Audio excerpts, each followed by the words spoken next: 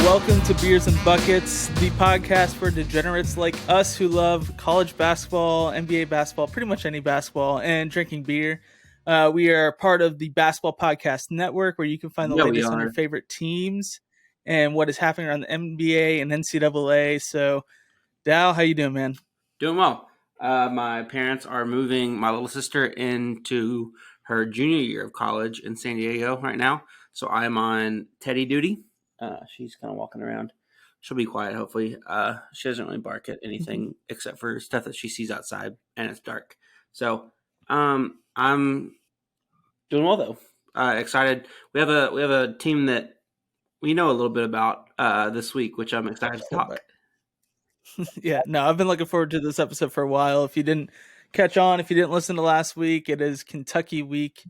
And so we're going to talk about Kentucky basketball tonight, which is a perfect time for it after their Bahamas trip. I thought it was a successful trip there. I mean, I don't think there's been an unsuccessful foreign trip for any team. Like, people joke around with Auburn losing, but like they lost to a team that had NBA players on it. Yeah. So, you know, not a total loss there. But we decided that tonight, instead of doing Beers and Buckets, we're going to be Bourbon and Buckets for a special edition of Beers and Buckets. And so we're taking a note out of Bourbon or Basketball Buzz podcast with Terry and Shay and Michael over there. If you guys have listened to them, give them a listen.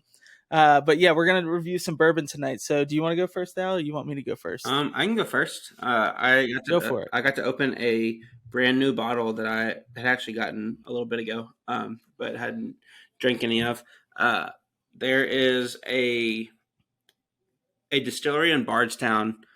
So for people that don't know, Bardstown is like, I think Bardstown might be in Bourbon County. I don't know. Anyways, Bardstown, there's a bunch of distilleries there. Brand new distillery got built. It is super modern. And their bottle, now that we are on a video platform, I can actually show you. And you can show the bottle. People will be able to see. It has like this cool, I don't know if you can see it, like the little thing in the background. There's a glare. Cool. But oh yeah. But yeah, so it's a relatively new place. I would actually be kind of curious how widespread it is. But it's definitely Kentucky. It's like a pretty, I don't remember exactly how much it was, but it's definitely not a cheap bourbon. That's a nice little cork noise there. You hear that? We'll go to taste. For those listening that don't know, whenever you smell bourbon or really anything, you're supposed to keep your mouth open because your mouth, like your taste and your smell, are very linked. So do that. Joke's on you. I'm a mouth breather anyways. It's always open, baby. That checks out. Ooh, this is good. I wish it was a little bit colder, to be honest. This little frozen mug contraption isn't really doing a whole lot, but that's really good. There's I don't know, it's kind of heavy on your tongue a little bit, but yeah, this is yummy. Are you drinking it neat or on the rocks? I threw 2 ice cubes in there, so essentially neat. Sorry if you hear the thunder or whatever. Rainstorm's going crazy here in Florida, but it's just another day for me. Yeah, so I'm drinking tonight. It's a Cooper's Craft Barrel Reserve 100 proof. So it's out of Louisville, which seems kind of ironic that we're doing the Kentucky episode. It's out of Louisville, but didn't realize it until after I did the research. Is that bottle? Is that bottle frosty? It is. You know what? I'm a wimp. I'll admit it, but I do like some bourbon. But I'm a wimp. Like it's as cold as I can get. So I am drinking it on the rocks.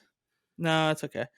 And I'm also drinking it out of this cup that it's kind of hard to tell because of the glare, because of the light. But my brother-in-law, he works at Disney doing glass etching, and he got me last Christmas. He got a bunch of these glasses and etched all my favorite sports teams, and I had 2 Kentucky ones, including the throwback logo there. So drinking out of that. Shout out to Mark. Go see him at Disney World. That is, not Disneyland. Let's give me this sip.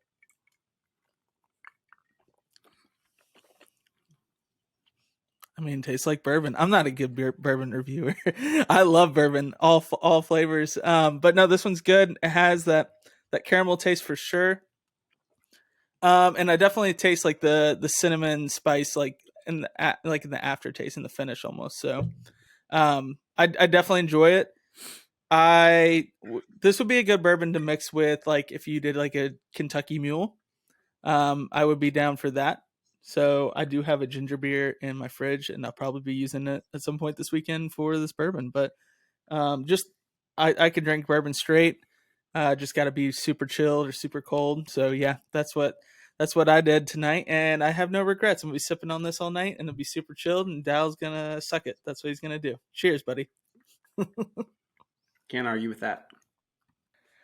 So, I mean, summer is ending. Like, it is almost done. We are like so close to spooky season, and I'm excited for football more importantly than Halloween decorations, even though I do love me a good Halloween decorating session. But summer is ending, and football is right around the corner. So with tons of ways to bet on all your favorite sports, you can fuel your fandom like never before with DraftKings Sportsbook. Throw down all the major action on baseball, golf, MMA, and like we said, football's right there. I'm sure there's some prop bets that you could get in on with football right around there. Even like coin toss and things like that. You can do all that at DraftKings. It's great. So plus you can do same game parlays, spreads, money lines, over-unders, and props. Like I said, your betting options are endless. So, I mean, I'm going to a couple of USF games this year. I might throw down on some of those, depending on what they look like. What do you think, Dowell?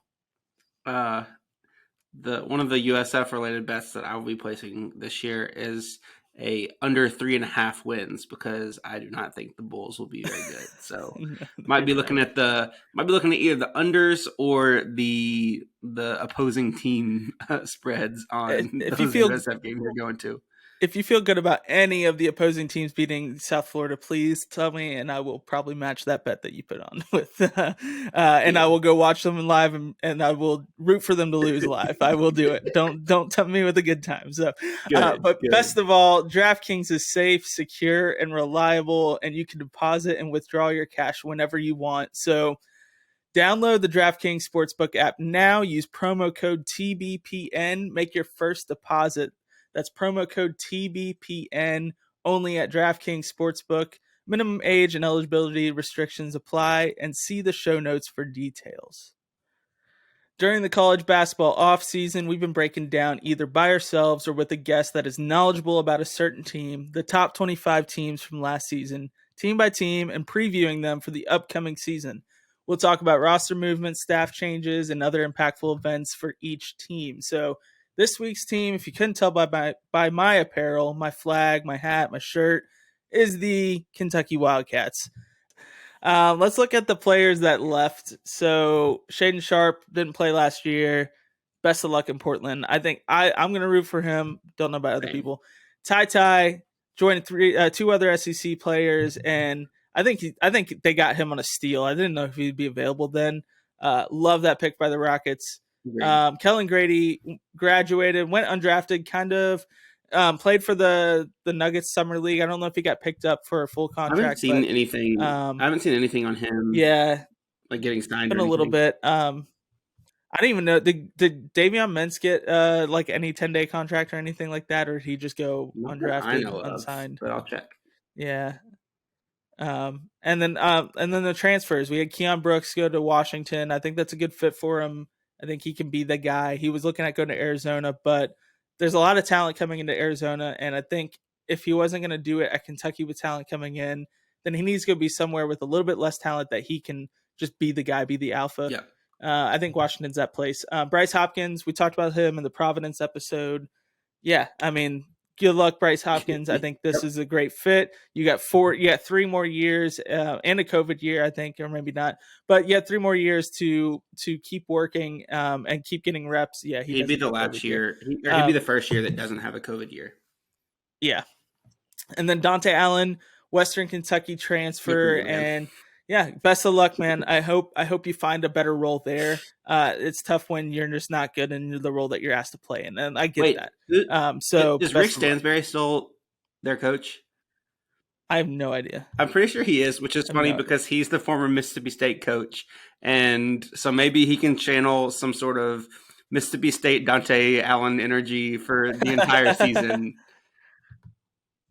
Future All-American Dante Allen at West Virginia. He's gonna go off. Yeah.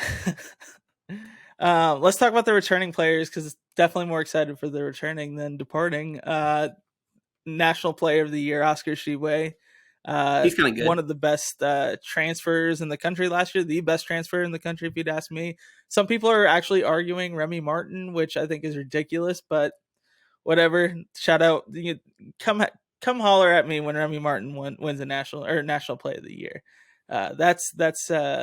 That's more decisive than a national championship for who's a better player. You gotta start before you're the best transfer in the exactly. Yeah. Exactly. Yeah. Oscar Tshiebwe averaged 17.4 points per game and 15.2 rebounds per game. I want to ask you this, Dowell, about Oscar.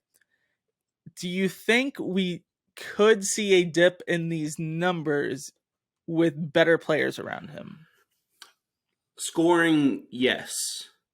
I wouldn't be shocked if he drops to like 14, 15. I know one of the big things that I'm sure you'll hear a bazillion times between now and the end of April is the last National Player of the Year to come back as Tyler Hansbrough. And when he did, his numbers dropped. Yeah. No one will be able to keep Oscar Tshiebwe off of the like offensive and defensive glass. So I don't think his rebound numbers drop at all. If anything, they'll rise because he should be in better shape.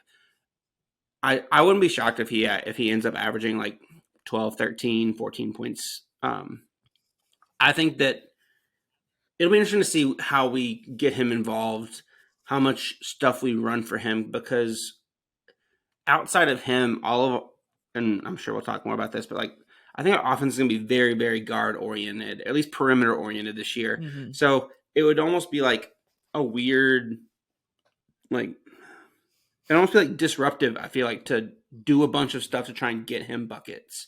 But he also is really good at scoring.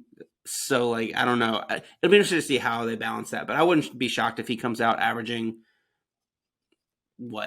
14 and 18 next year. Like, I would be shocked if the rebound numbers go down, though. Yeah, no, I don't. I think the rebounding will stay the same. I think his points will come down to, like you said, like 12, 13, 14, somewhere in there. We were watching some of the Bahamas games with my dad, and he's just an old school, like, you get the rebound, you go back up with it. And Oscar, I think in the Bahamas I think like we didn't need to see more of Oscar Tshiebwe. Right. Like, yeah, it was great.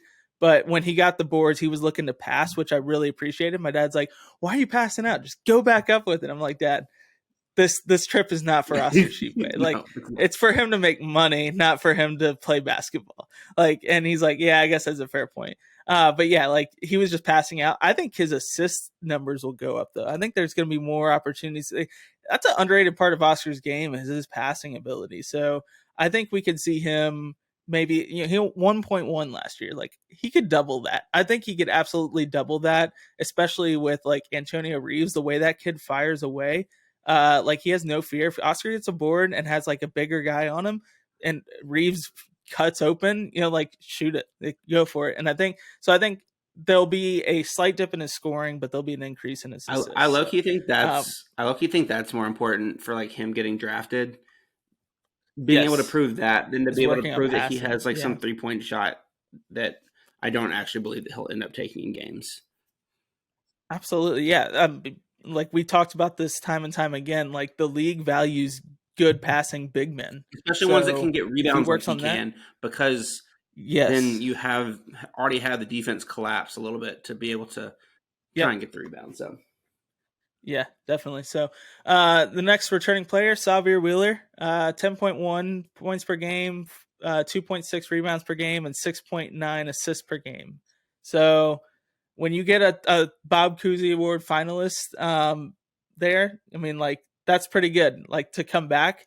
But people hate on Sahvir Wheeler because he's short and he doesn't shoot the ball very well. I think that's really dumb.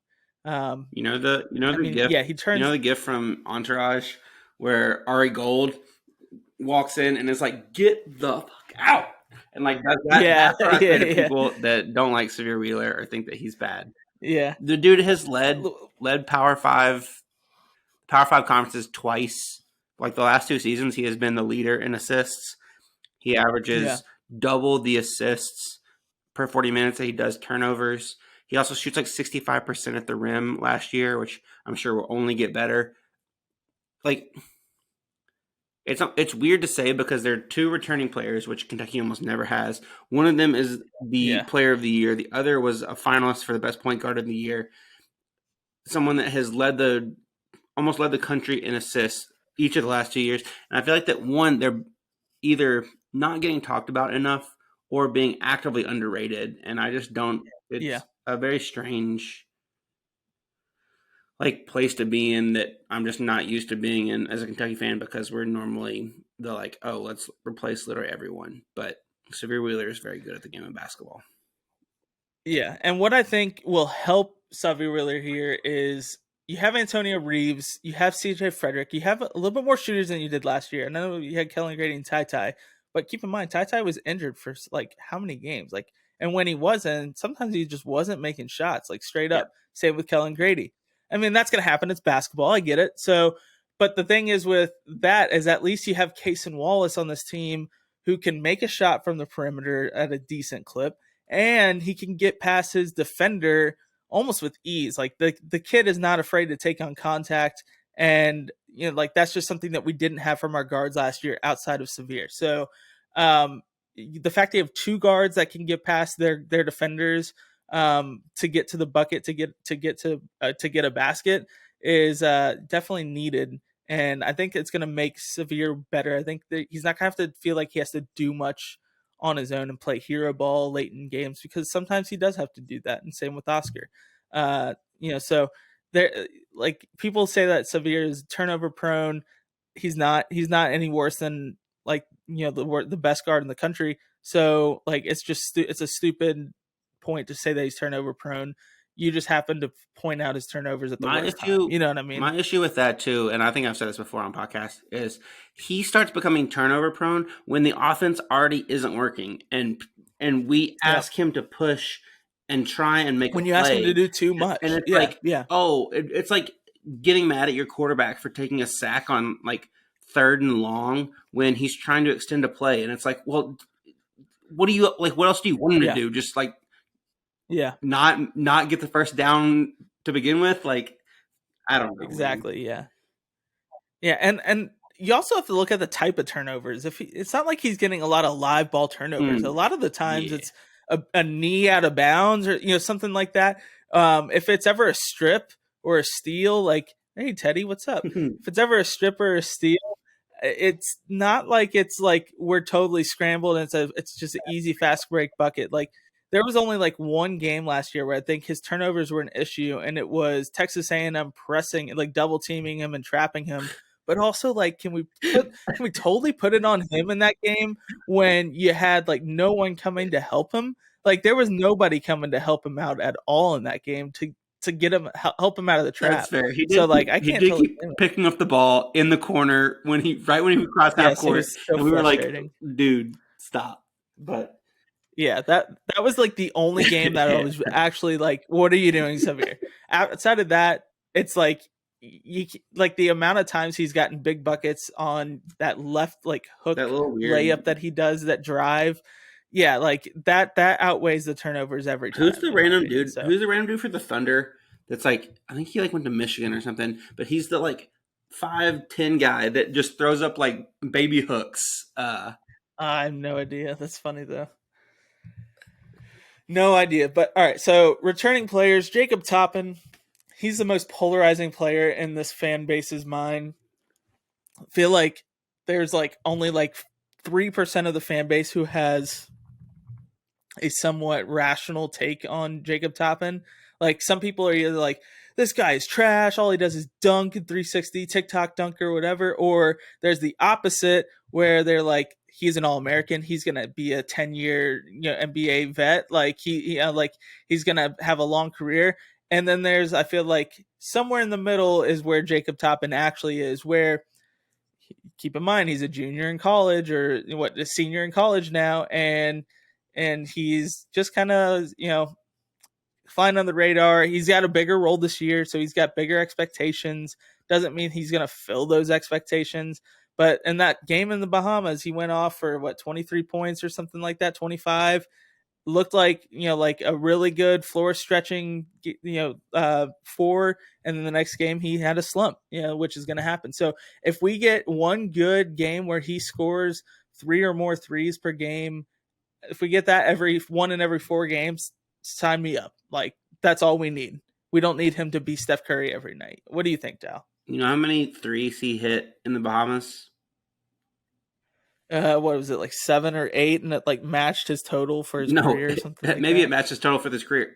It's double the number of threes that he hit from last year. He hit 4 last year. Yeah, hit 8 in the Bahamas. He like banked in like 3 of them too. I remember we had like a tracker going last year of how many banked threes that we could get from Jacob Toppin or something like that. Yeah, exactly. So he has made, he's made 21 threes in his career.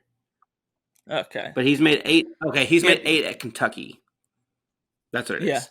And he had that many in the Bahamas or something like that. No, I mean, he, again, I guess I keep saying we'll get to it later, but we can just get to it now. This Kentucky team will live and die by, well, not live and die, but the kind of like, I don't know, the actual outcome, the X factor for this team is what we get from the 4 position. And Jacob Toppin is a big factor in that. We'll talk about Damian Collins in a second, who is coming back and was relatively small role last year. And Chris Livingston, one of the freshmen. It's like those 3 guys that will combine to get most of the minutes to 4. What can they do will really determine whether this team is a like Sweet 16 caliber team or a Final Four caliber team. Jacob Toppin, to me, has all the athleticism and all the tools to be able to continue to get better and really be what this team needs. But at the end of the day, you kind of got to see it. It's a nice thing to see him at least showcase some ability to be able to do it. Because, like, I have a client right now at work where we're trying to get them to like drive a bunch more sales, but also still be as efficient. And I'm like, before I can like maintain the efficiency, I need to show you or like prove out that I can just get to the sales like number that you want in the first place. And that's kind of where I am at with Jacob Toppin. Is like, before I know that you can consistently do what we need you to do. I just need to know that you can do it in general. And so I think he's proven that with the trip to the Bahamas, despite the, you can poo-poo the competition level, but he has now proven that he knows what he needs to make strides on and seems to have made those improvements. Whether it can be consistent or not, that's the big question mark. But I'm really excited about him. Yeah, I'm excited about him. I'm excited about Damian Collins. Like, I know Antonio Reeves won the MVP, but like, at least for Damian Collins, he was the most important player that we saw. He took that leap. I know we talked about the talent level that they played, but my God, that dude put like 50 posters on everyone. Like that guy, that was unreal. And like extreme athleticism, played smarter with the ball when he did have the ball. Like there was an opportunity for him to pull a 3, but there was no one in front of him. So you know what he did? He just went and put some dude on a poster. Like that's smart basketball because like it's a higher percentage shot, whatever. And when your arm almost grazes the short ceiling there in the thing, like you could dunk it on anyone. So like I just like seeing the aggression that Damian Collins showed in the Bahamas. Last year we didn't see a lot of that. I think he just played a little timid, and so he definitely, it's probably just a confidence thing, but also he looked stronger. He looked like he's playing stronger. Just love to see it all around. Absolutely. So yeah. And I think he will get a lot of minutes at the 4. I don't know if he'll get as many with the 5. And if we play the 4 by committee, like I'm totally fine with that. rotate Jacob Toppin in there, Damian Collins in there, Chris Livingston, when one of those two need a breather, get in there. Like, there's so many options that you could play at the 4 this year. Like, it shouldn't be that we have to suffer through bad play at the 4. Oh, You know yeah, what I mean? When somebody else can go in. It should never be someone that's bad. And what's nice too is they all three, they have some. I mean, they're all super athletic in their own ways. Yeah. All questionable shots, like, that need to be proven a little bit, but outside of those kind of two similarities, they have a bunch of differences. So depending on the matchup, if we need rim protection, Damian Collins is probably the move. If we need length, and just my big worry with Chris Livingston is going to be his just turnovers, because I feel like that he can get into the like kind of forcing stuff. But like, so if we need a veteran presence that has a better knowledge of our defensive system, that's Jacob Toppin. If we need the freshman exciting thing, he and Jacob can both take the ball like off the backboard and bring the ball up. But like, they're a diverse trio that will allow us to kind of mix and match based on the matchups, which is exciting. Yeah, for sure. And then we have Lance Ware coming back. Lance Ware. I mean, he's got that dog in him, man. I don't say it a lot about a lot of people, but he does, because he's gonna go to bat for any one of his teammates. And when Oscar gets in foul trouble this year, you know who's first off the bench for Oscar, and it's Lance Ware coming in with 5 hard fouls to give, and we'll get in your opponent's face and let you know, hey, you're not punking me. So. Love Lance Ware, but I mean, he seemed more confident as a scorer in the Bahamas. Again, competition level not great. We get that, but like between the Bahamas trip and then when he went and played Brazil, is that where it was, or was it Belize? They played in Brazil. It was I don't remember exactly what the context was. I mean, the dude scored scoring like 30 something points a game in that little trip. That wasn't televised or anything, but he just seems more confident. And when you have a backup center who is probably going to come back for his senior year next year, confidence is great. Like, if you know your role and he's thriving in it, keep it confident. So excited for him. Can't wait to watch him play, because the SEC refs, NCAA refs are just going to screw Oscar and say he fouled when he didn't, and vice versa. So Lance Ware coming in with 5 hard fouls. Can't wait for it. So then the last returning player that we'll talk about, because we don't need to talk about the other bench warmer guys. CJ Frederick, redshirted last year, got injured in the warm-up lines for the Duke game. Just devastating. And then there was also talk about him coming back for March. Didn't end up happening, and that's totally fine. He was on limited minutes in the Bahamas, and he didn't shoot it super great. But I also think it's the fact that he hasn't played like legit like competitive basketball in over a year, or like in like about a year now. So, I mean, like, it's okay. He'll find a shot. Shooters find their shot. And I'm not worried about CJ Frederick shooting. No. It's I want to see more, and he didn't look bad on defense. I just need to see more on his on the defensive end, what he could bring.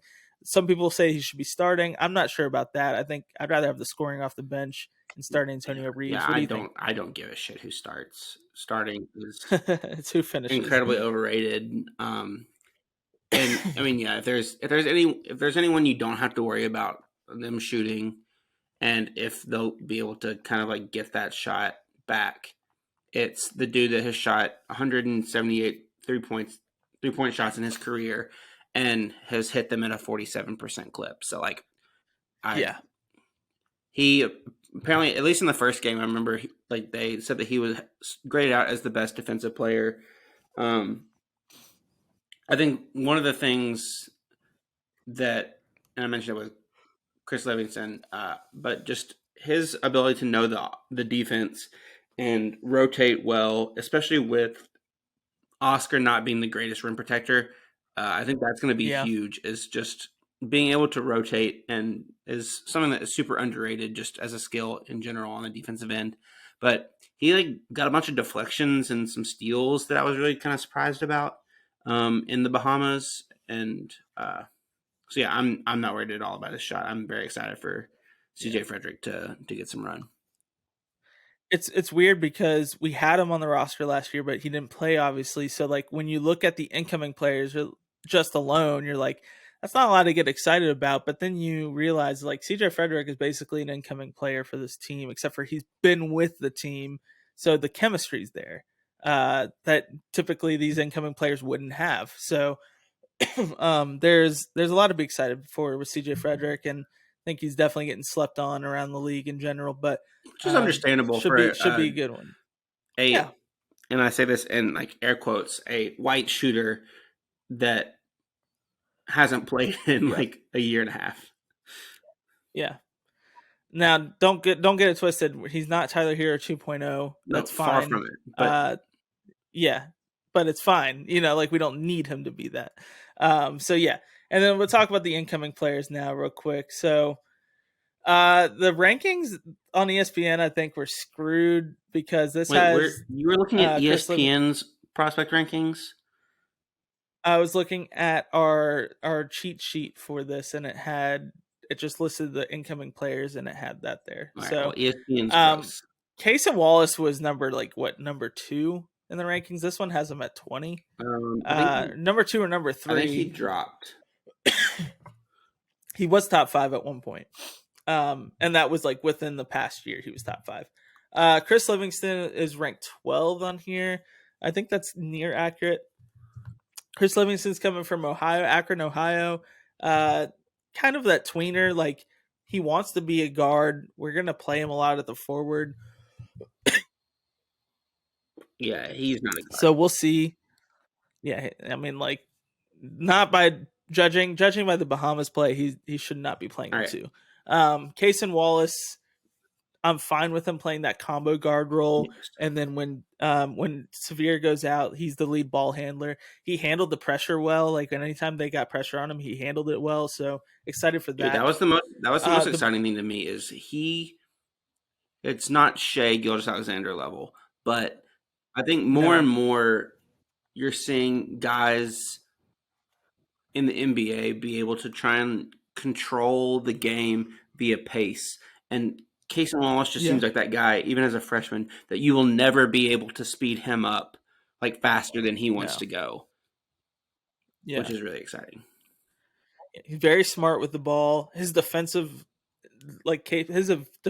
nature is so good that he was making steals that usually like juniors and seniors make. Like on that back, he almost got caught with a back screen cut, like from the guy that he was guarding, and he just stuck his hand out and blocked it. Like on the opposite side, it was great. Yeah, I'm really excited to see what he does, and he's probably like he should be all team defense for SEC. If he isn't, it's probably going to be because he got injured or something. Like it'd be a travesty if he didn't win, his first team all defense for SEC. Adu Thero. Oh my God. I did not like everyone said he's a project. He's going to be here for like 4 years, blah, blah, blah. This kid's not going to be here for 4 years. There's no way. He's going to be 8 feet 7 inches tall by the time he's here for 4 years. if he keeps growing at the same rate.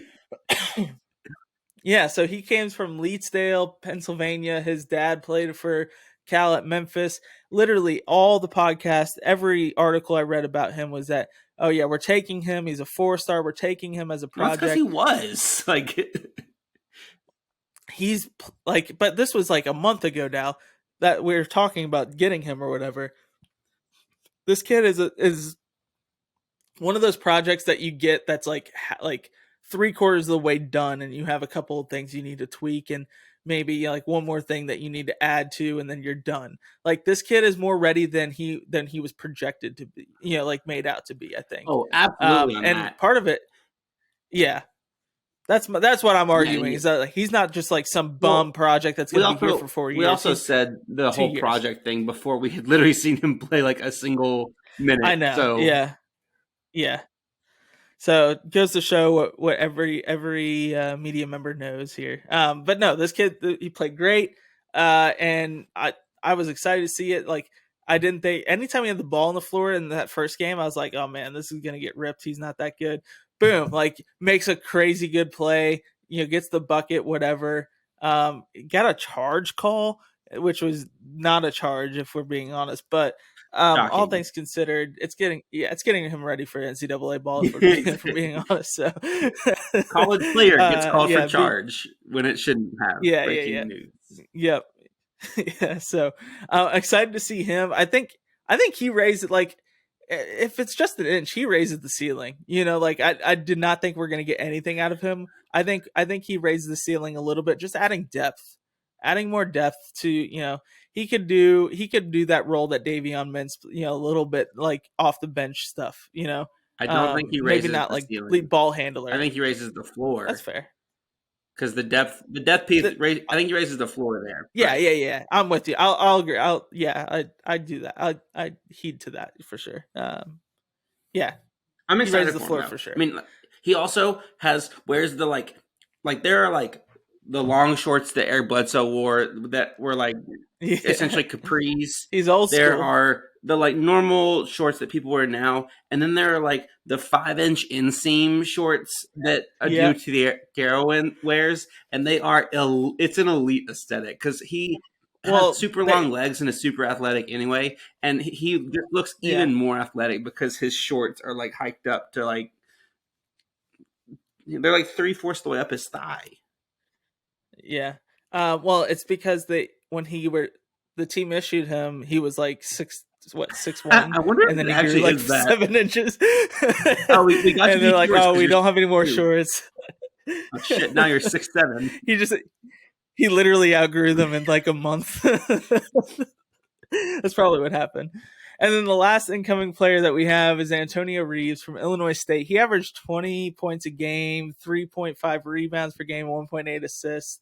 I didn't know what to expect from Antonio Reeves because I didn't know the scoring would be there. Like, if it translate, obviously competition levels lower. This kid, like, as far as his confidence goes, being around more talented players, it hasn't dropped. He will fire away from anywhere, and he definitely seems to be like a competent scorer. If he doesn't start, it should be CJ Frederick. But like we talked about, starting doesn't matter. But you have 3 guys that can handle the ball and bring it up the court with Antonio Reeves with confidence. Give me that, and then give me whatever you want at the 4 and Oscar Tshiebwe at the 5. And you have, I mean, like, there should be no reason for turnovers in this case. But all 3 competent scorers too. I think I just think there are a lot of people that you would ask that if you're going through the starting lineup and you said you can either start Antonio Reeves or X, CJ Frederick would not be the person people pick. I feel like I've seen that a lot, though. I feel like on Twitter I've seen that a lot. People saying that CJ Frederick should start. It's either him or Chris Livingston, like one of those two. Thinking. Yeah. I just I mean, it depends on who earns it at the end, but I like Antonio Reeves. I think Antonio Reeves brings more on the offensive end, and then with how well Cason Wallace does defend, if like Antonio Reeves is not that great of a defender, it kind of is masked because of Cason Wallace and Jacob Toppin. Yeah, like it's not like he's like booty on defense that we've seen so far. So, which is totally fine. Like, I mean, Kellen Grady was not a good defender last year. We could just be honest about that. He was not a good defender, and he started. So if Kellen Grady gets the start, if Kellen Grady gets the start because of his offense, I think Antonio Reeves should as well. So, yeah, I'm excited about this year's team. I mean, like, a lot of people are excited about this year's team. You have the National Player of the Year coming back, and a top 3-point card coming back. You should be excited. It's kind of hard to.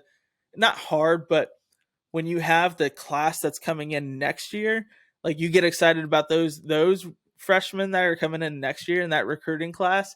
This in the offseason, it kind of like this team gets lost in the weeds. But man, this team, like, the Bahamas trip was much needed for this fan base to see, like, oh, well, this is not the same team as last year, and it isn't. But I'm gonna tip my cap to last year's team. One of the only teams that score 107 points in SEC play. They blew out both the teams that appeared in the national championship. So it's not like last year's team was bad. It ended badly, but it wasn't a bad team. And I think we need to think, like, it's not like they lost in the first round in the NIT team. Like, it's not like they, like, I would almost venture to say that the Tyler Eulis, Jamal Murray team was worse than last year's team. Like I think that's actually pretty confident in that when they lost in the round of 32 to Indiana the first weekend. So like it's not like it could be I worse, can guys. confidently It say could that be they way were worse. Yeah, I mean when you have Scalabissiere starting, yeah, like that's a worse Why team. you gotta So throw shots at Scal? That man did nothing to because he was you. one of the biggest names. That man did nothing to anyone He else just didn't either live. because he didn't do anything. Yeah, But he just was not a great player for his ranking, which is fine. He didn't live up to the expectations. The same thing that you could say about Khalil Whitney. Not his fault. People, yeah, not their fault. I'm not blaming him. It's just it is what it is. Like just not great. Just not a great roster makeup, if we're being honest. But also, Eulis was really good that year. Jamal Murray was really good that year. So pretty fun all around. I miss him so much too.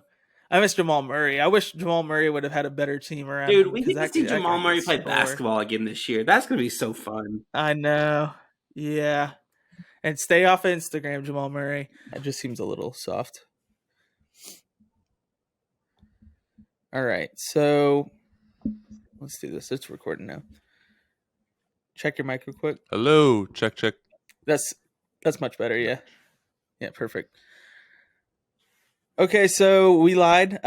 We had a scheduling issue with Jack Pilgrim, which is okay because honestly, I think we got one of the most underrated beat writers for Kentucky basketball and athletics in general over here with Matt Sak. Matt, how you doing tonight, man? I am doing phenomenal.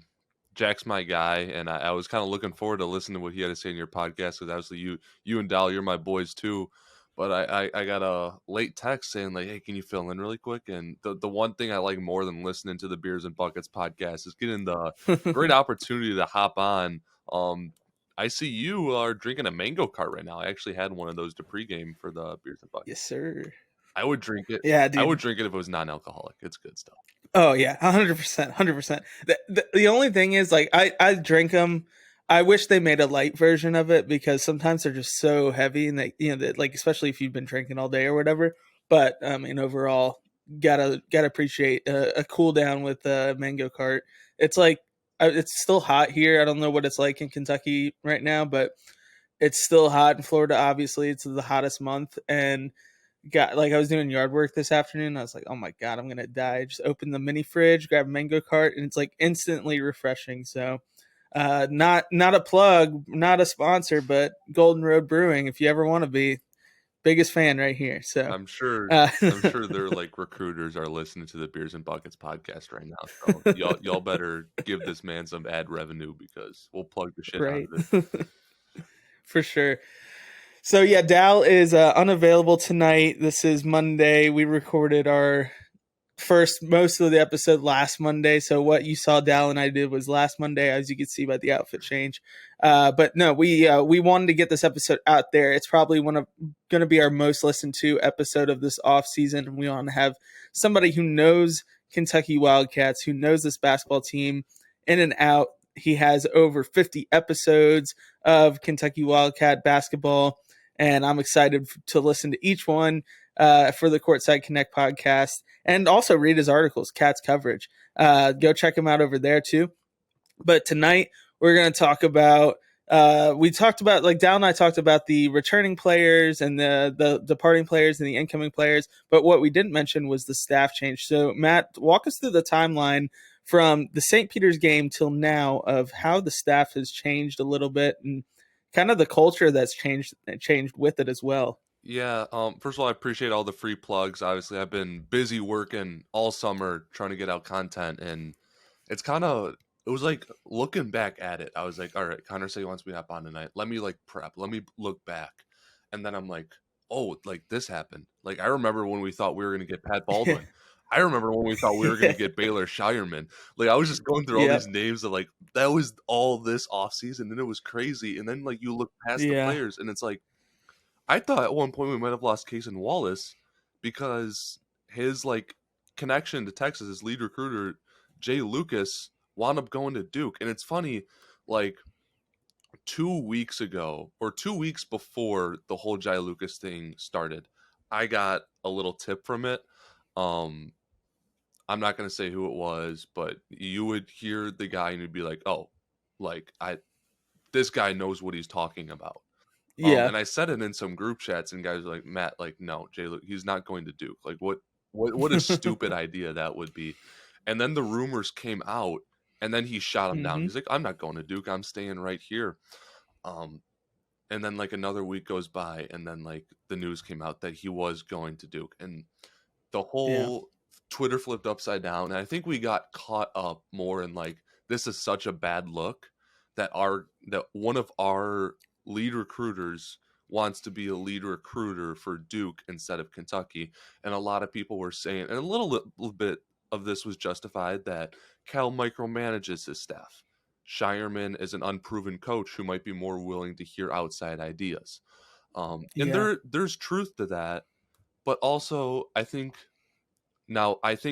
there's two sides to that. I think there's also people saying like, oh, Jay Lucas sucked. Like, he was overrated. He wasn't even that good. I kind of fall in the middle. I think Jay Lucas was a great coach. I think he's up and coming. He's young. I think he connects well with players. He's a great recruiter. But was it the end of the world that we lost him? No, especially when you talk about the culture, the fit. We haven't had a player developer like KT Turner since Kenny Payne has left. And I think the biggest thing nowadays with NIL is players are coming back. Getting players to develop from year to year to year. Jacob Toppin's on his third year now. Lance Ware's on his third year now. Oscar Tshiebwe year 2. Saver Wheeler year 2. We're getting these long-term guys. We know we're going to have a Dutiro for a few years. We know we're going to have Ugani Kingsley Onyenso for minimum 2 years. It's important that we bring in a guy where we see definitive change from year 1 to year 2, year 2 to year 3. Yeah, because that's going to make the difference. Yeah, 100%. And that's you mentioned Ugana. We didn't even mention him on this because we forgot. I mean, like, he didn't go to the Bahamas, so it wasn't fresh in our mind. But yeah, we totally forgot about him. He will probably be more red shirt than anything this year. Even if he's not officially a red shirt player, he would be more of a red shirt player than anything.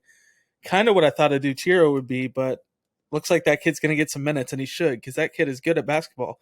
For being as raw as he is, for being as, I mean, physically, he's shot up so much that he's having to learn a new position as he's growing. It's crazy for him. So excited to see him too. But yeah, the getting KT Turner was huge, and it was. I didn't want to be the guy that like said like I knew him, because I didn't know about him. Like, I didn't really know anything about him. And everybody, it seemed like, oh yeah, this is a great hire or whatever. And it's like, it's okay to say you don't know if this is a good hire or not. Like, especially like podcasts and media outlets, like they're like, oh, this is a great hire. Well, some people tried to doctor it up and say they knew who KT Turner was. And then some people are straight honest. We're like, we don't know if this is a good hire or not, but it seems like everywhere he's been, there's been success, and that's okay. Like, that's we don't have to say it's a good hire before they've proven themselves. That's what we did with Jay Lucas, and it really wasn't that great of a hire. Like, it was okay. But the main thing is that Cason Wallace, his recruitment was kind of done by committee, is what it seemed like, is the whole staff kind of made sure that they were recruiting him. And Jay was just the one that nailed the coffin there.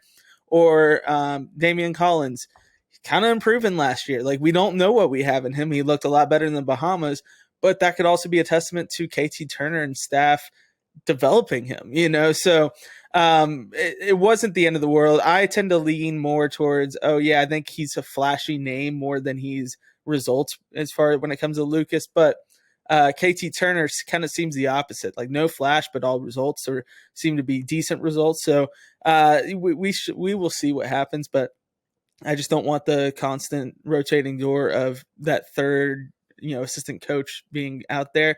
So if he's here to stay is what I'm wanting to see. We also had a new strength and conditioning coach or trainer come through, correct? Yes, we have. What was the guy's name who wound up?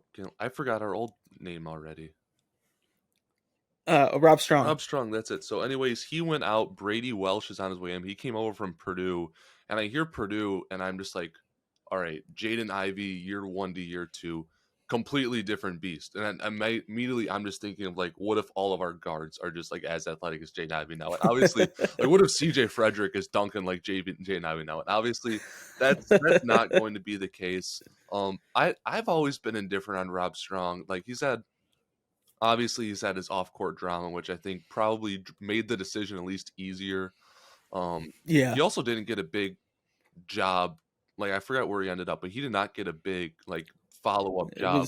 It's not like it might even be D2. I think I don't even know if he went to a D1 program. It's not like Duke was lining up for him. It's not like North Carolina. Not even Power Fives were lining up for him. I think it was like a smaller school, like in Kentucky or nearby. But Brady Welsh, the one thing that I didn't really like about Rob Strong is he would have guys, like at least in the videos they show, it's the short clips, they'd be lifting like super heavy weights. And I'm like, that's cool. Let's get our guys jacked and strong. But I like look at videos of LeBron training in the off season. Sometimes he's just holding 5-10 pound weights, or he's doing like resistance stuff, but he's working on the ligaments. He's working on the tendons. Being a super jacked basketball player doesn't mean that you're going to be in the best shape. I think there's difference between basketball conditioning and being super jacked. Brady Welsh seems like he's understanding more. Like we have these great facilities. Like we have this, like they were saying like they had like strength and conditioning like medicine stuff that UK provided that Rob wasn't even using, and now Brady Welsh is using it for the first time. Like I'm glad that we're working on making more dynamic athletes rather than super strong athletes. Again, this isn't 80s basketball where it's like, all right, let's just have the most like tall jack guy, give him the ball, let him dominate. Obviously you need muscle, but you look at all the injuries last year, a lot of them, it was just like little tweaks, and sometimes that happens when you're not a very dynamic athlete. So I think having the transition to the type of training that we're going to see from Brady Welsh, yes, our players are still going to be super athletic, but I think we're also going to be mobile now. We're going to be more durable. We're going to be more prepared for modern basketball, which is quick trips up and down the court. It's more spacing. It's not as compact. It's not as much standing around. So I like that hire just as much as the KT Turner hire. Yeah, just the fact that it was time for him to move on. I mean, he was one of the ones that got in the whatever, the spat with the Tennessee player and all, all that stuff. So it just seemed like it was time for him to move on. The amount of injuries was the biggest concern when it came to our strength and training and conditioning. Just seems like we were always like ever since PJ Washington that year, we were battling injuries. Like it seems like at the end of the season every time. And you could expect that in football. You shouldn't expect that in basketball. Like injuries do come in basketball, but they shouldn't come that often to a team every single year like that. And that means there's something going wrong. And I coach football. I know there are certain kind of injuries. If you're like a DB and you don't have like leg days, you're going to get burnt. You're going to get messed up by players. And that's, I think what's happening there is that, like our guys were not focusing enough on full body workouts. I think they were focusing a lot on upper body workouts, looking really strong. And what he did with, what was his name? I can't remember what's the white center's name that we had right after Reed Travis. Why can't I think of his name? Your freshman year. Nate Sestina, what he looked like from Bucknell in that offseason and then when he went to Kentucky. Like Rob Strong was good at getting them shredded, but shredded doesn't always make you better at basketball. And the same thing with CJ Frederick, like last offseason, he was just a chubby, like little like skin. He was like a chubby, skinny white boy from Iowa, and he got shredded. But the dude got like hurt in a layup line because he wasn't focusing on, like they weren't focusing on the proper muscles and training there. Is what it seems to be, at least to me. So yeah, that was a great hire. I can't really think if there's anything else as far as staff changes in the offseason, but the culture definitely seems to have shifted, even like not as much as last offseason where they made the hires of Coach O and Chin, but it definitely seems to be more refined, weeding out the old stuff and getting in the stuff that kind of feels like we're back in the early 2010s era of Cal and Kentucky basketball. So, so let's talk about the Bahamas for a little bit. One more thing on the staff really quick, Connor. Yeah, go for it. Not that it was a big change, but we have to remember earlier in the summer, there were a lot of rumors that Chin Coleman was going to leave, that he was pissed off at being like John Calipari's punching bag and just the guy that he yells at, the guy who gets his rocks off, because that's why we always see like the bottom end assistants filter through. He has his right-hand man, his Kenny Payne, Orlando Antigua's, but he always has that assistant he yells at. Chin Coleman said, no, I'm not leaving. And then he goes out and gets like a huge recruit in Rob Dillingham. And he gets Chris Livingston on campus, which we know is very, very different nowadays than just landing a recruitment. So the fact that he stayed, got 2 like top 10 recruits, and is showing that he belongs at Kentucky. He's not like a package deal with Orlando Antigua. He's a Kentucky assistant coach, and I'm super happy with Chin Coleman. He's like just one of the most likable dudes in the organization right now. I can tell you as an assistant coach, you're always going to be someone's punching bag, a head coach punching bag. It doesn't matter. Like even the Coach O's and even the Kenny Paynes or whoever, they get punched. They're punching bags too. That's the thing with being an assistant coach is you have to take some responsibility, and you're going to take someone else's responsibility, and you'll take the brunt of that too. So, like, it doesn't matter if you're the most perfect assistant coach ever. You're always going to be yelled at by your head coach. Like that's just comes with coaching. So the people who speculate on that stuff or saying like Chin doesn't want this, he hasn't stayed an assistant coach this long for him to be afraid to get yelled at by John Calipari or tired of it. Like it can't be that bad because whatever's said in game is not what's said behind closed doors in the coach's office. So, and there's a huge difference. You're going to get stuff yelled at you in games all the time when your team messes up. That's just inevitable. So people speculating that was so dumb. When I heard that, I was like, this is totally not true. Like just the fact that he would be tired of be in the punching bag. It's just dumb because no assistant coach has ever been perfect where they don't get yelled at by their head coach. It just doesn't happen. Basically, you're a middleman for a lot of the players because coaches are going to yell at you what they can't yell at players now, at least for the high school level. Yeah. So that makes sense for that. At the college, I mean, they're a little bit different because they're adults, but still. Let's talk about the Bahamas. They had all 3 assistant coaches coaching the games, and then they rotated. I didn't catch who coached that last game. Ended up being the tightest game, but still pulled out a W. Obviously, I think it was Antigua again. He got the first and the last. Yeah, who do you thought did the best of the 3? I honestly didn't like really pay too much attention to like the coaching and stuff. I will say this: if Antigua did indeed coach the last game, whoever coached the last game, because we got punched in the face for the first time. Yeah. This team as a group, as 10 guys plus the walk-ons, of course, but 10 guys that have never played as a unit before, as the first time as a collective, they got punched in the face. And they immediately responded. It was an early 12 o'clock game or whatever it is local in the Bahamas. It was 12 o'clock Eastern time. They got done with 3 games in 4 days. They're going on their 4th game in 5 days. Again, early game. Like you get vacation fatigue too, like towards the end of a vacation, you're kind of like, I just kind of want to get home. The guys were tired and they're playing 30-year-olds and they're getting out muscled. They call timeout or they go to a TV timeout break. They come back and they have the most fire that we saw all weekend. Xavier Wheeler was doing his thing. He was pushing the ball. The freshmen were all fighting, not like being skilled and athletic that we see from freshmen all the time.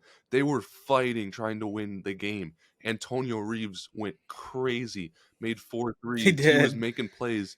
Guys were making plays on both sides of the ball. So I'll say just like that, like 10 minutes before the end of the first half through like the second half, that transition we made was huge. Because even like we only went up half, I think only up 1 point. But we also shot 1 of 13 from 3, like a few more, and like we're easily winning. Yeah. And when the 3 started falling in the second half, we saw that gap expand. But our team started fighting, and obviously whoever was coaching that team was getting to our guys, and it clicked. And that was that was probably the best thing I had to see, because I thought like, all right, if this team only wins by 60 all week, what happens when they face Michigan State and they get punched in the face for the first time? Do they know how to respond to adversity? The 2018 foreign trip, Yes. the Bahamas trip, and then they come out and lose by 30 to Duke. Yeah, no, I wanted to see something like that too. I wanted to see some competition, how they would respond. So I agree with you on that. I think I can't say that there's like a best, because I mean Carleton State was definitely not as good as that Bahamas team in my opinion. So it's like it's hard to tell like when you're talking about competition level of who like I think KT Turner coached that Carleton State game. I felt like he did probably. I think he had the best substitutions. Like I think he made the best lineups of the three coaches. But I think you're right. I think as far as like inspiration and game planning, I think goes to Coach O, because he didn't totally abandon the three, but he wasn't trying to get everyone like good looks, good 3-point looks when they went for 13. But as soon as they got started seeing the ball going through the hoop is what happens, and then they started shooting more threes again. And that's basically what happened. So, and then you find your scorer and you run sets for them in that game. You don't force something like that. So yeah, and Antigua definitely did a good job in that. If that was him, hats off to him. So, is there anything else from the Bahamas that you that stood out to you as far as what you can expect from this team now? You got a good gauge on it, or is it kind of just like you want to see that one thing and that was it? Yeah, I wanted to see a couple things. My biggest things last year is we got in a lot of close games, and I'm just like, I don't. We really had to grind them out, but like, Yeah, what we were doing wasn't ideal. Like we saw late in like the Arkansas game, we were right in that game. The LSU game, we were right in that game, and either we couldn't come up with a big stop, or we couldn't come up with a guy to create a shot for themselves. Xavier Wheeler, yeah, best playmaker in the country. If I won't argue that, he'll lead Power 5 in assists again, assuming he remains our point guard and like Cason Wallace doesn't take over. He's going to be, for the third straight year, the Power 5 leader in assists. He's not the guy that you want the ball in his hands and say, all right, go win us the game. He's just not. yeah. Cason Wallace showed me that he could handle the ball. He can create a shot for himself and others. Antonio Reeves showed me, okay, I need a three-pointer. I can give you the ball and you'll go get one. You'll go get us a look. Like last year, our best like late game options, it was like Davion Mintz. And Mintz, love him as a player, love what he did for the University of Kentucky. If he is like your go-to I need a bucket guy, your team is in trouble. If you have Cason Wallace and Antonio Reeves plus an Oscar Tshiebwe still in the post, I like that a lot more. The second thing I wanted to see was, all right, can we lock up on the other end? Again, they're like the St. Peter's game. Again, I know we were a little bit hurt, but we were just like, we didn't rotate. Guys were getting beat off the dribble. We weren't closing out. This team is super tall and they're super athletic. Like, if you run a lineup of, even with Wheeler in there, if you have like Cason at the 2, who's like 6'3", 6'4", Chris at the 3, who's 6'6", 6'7", Reeves is also like 6'6", Thero's 6'6", and then you have like Collins and Toppin, who are both 6'10", like at the 4. We're closing out on shots. We're able to be a little more risky on defense and be a little more aggressive because we know we can make up for it with our length. I think teams are going to have a really hard time scoring on us, and that's really important because we, the saying, defense travels. There's going to be days where we shoot 1 of 10 and we go in half, like down 5.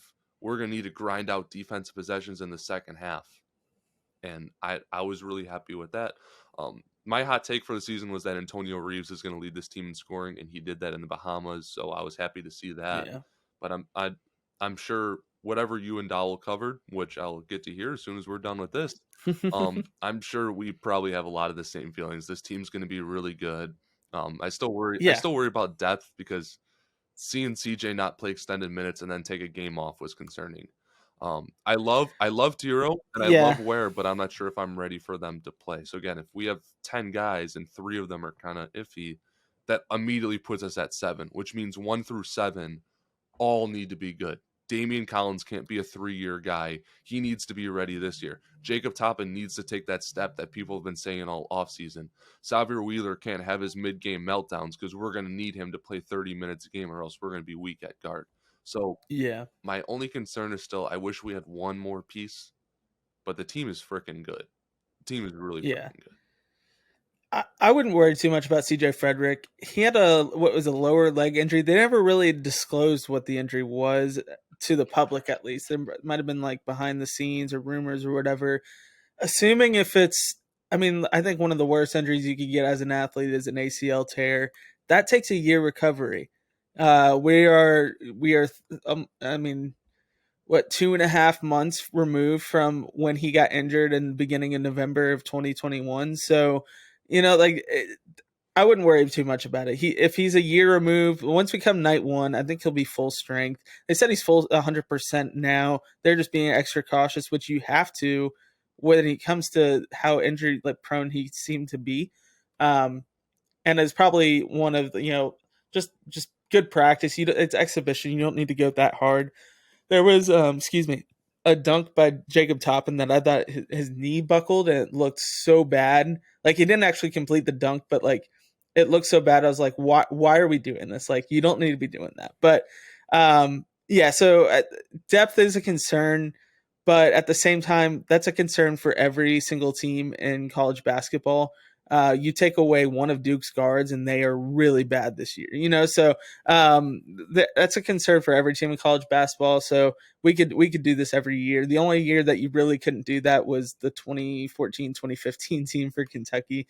But you'd look at the team that won the championship. If you take one of those guys away, that team doesn't win a championship, So there's that concern every year. It's just a matter of staying healthy, knowing when to take your players out, having just good communication with the training staff. I mean, Kellen Grady was playing with plantar fasciitis last year, so like that's kind of stuff doesn't need to happen because clearly he wanted to play, but it also clearly affected his shooting of some sort. It affected something because when the timeline adds up, he was playing a lot of minutes and he was not doing great at scoring. So, which you hated to see that. So my biggest takeaway was, what does the 4 position look like for Kentucky? Jacob Toppin seems to be the answer. Damian Collins seems to be an answer. Chris Livingston seems to be an answer. So, like, if we only get one good game of every 3 games from Jacob Toppin, Damian Collins, and Chris Livingston, that sign me up. Like we don't need, like the rest of the team is good enough where we don't need that. If we just need one big game every 3 games from those 3 guys, then we could just have it on rotation and it's perfect. You know what I mean? Like we don't need a superstar, all-star level kind of player there every single night from the same person. We can keep that power forward /4 by committee there and it'll be fine. And that seemed to be the case because one night Toppin had a big game. And then the next night he kind of looked back to like his old ways. But Damian Collins looked like he could do anything out of that 4 position. He just seemed more confident. And then Chris Livingston, obviously, he could play 2, 3, and 4 if we wanted to. So if Damian Collins and Jacob Toppin's having an off night, can't imagine Chris Livingston is too. So if we need him at the 4, we put him at the 4 and play Reeves and Frederick at the 2 and 1 or 2 and 3. So it works out there. All right, man. Well, this has been really fun. So it's time for the last call. Go ahead. Tell us where we can find you, everything you want to plug. Give us a hot take as we close out. I don't care what you want to do. This is your time. Yeah, you kind of brought it up earlier, but I have my own podcast called the Courtside Connect. It is Kentucky basketball's quickest game review podcast. So if you watch a Kentucky basketball game and you want to hear me talk about it, you can go on Apple Podcasts, Spotify, iHeart, wherever you find your podcast. Usually within an hour of the game, and you'll find me and my co-host Scott Clark breaking down the game, doing statistical analysis, doing game by game, like recap, stuff like that. And it's usually a pretty good time. We've grown a lot, which shows me that people enjoy it. So maybe you'll enjoy it too. I also write for catscoverage.com, another up and coming, like independent sports website. We've grown a lot in the past year. We've gotten lots of support. So if you follow me on either of those platforms, I appreciate you guys a lot. And if not, I'd really like for you guys to go check it out. Hot take. Kentucky. Oh, I want to have like such high takes about our basketball team, but I just kind of want to like, I don't know. I don't want to get myself too excited because I feel like if we create unreasonable expectations, we could still have a really, really, really good season and we'll still be disappointed. Like if we say 40-0, but like what if we went like 38-2 and like went to the Final Four? Like that's a good season. But then we're but it's not 40. But now we're disappointed because we made expectations so high. Yeah. So I don't know. I'll stick away from the hot takes for now. Just this is a good time to be a Kentucky sports fan. We've had a lot of drama, but we're UK. We got a really good and exciting football schedule ahead. We have an elite basketball schedule ahead, and I think we have teams that can compete with both elite schedules, and it's going to be a really fun fall and winter for Kentucky sports. So, agreed. Hot take for me: I would rather replace Mark Stoops than replace John Calipari right now. If they were saying one of you guys has to go, that not a hot take at all. Mitch Barnhart can get the F out. And we keep both Stoops and Cal. That would be the dream scenario if we had to replace one of the three. But ultimately, I feel like it's going to be harder to replace Cal than Stoops. Stoops is going to be harder to replace, but he's built a really good foundation where another coach that wants to get in the SEC can come in and be successful here. Can't really say the same for Cal, where he's going to repeat that success outside of the last 2 years. Like somebody could come in and do a better job than Cal has the last 2 years. Part of that's roster makeup / COVID.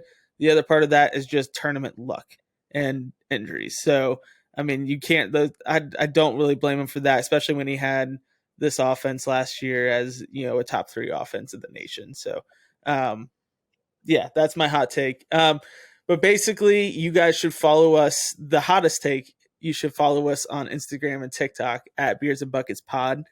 Subscribe to our YouTube channel if you're watching on YouTube now. Hey, we appreciate you guys.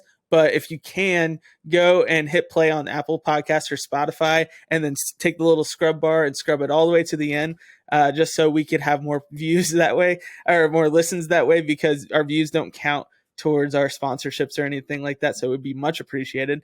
And then while you're there, go ahead and rate, and leave a review, share this episode, whatever you want to do.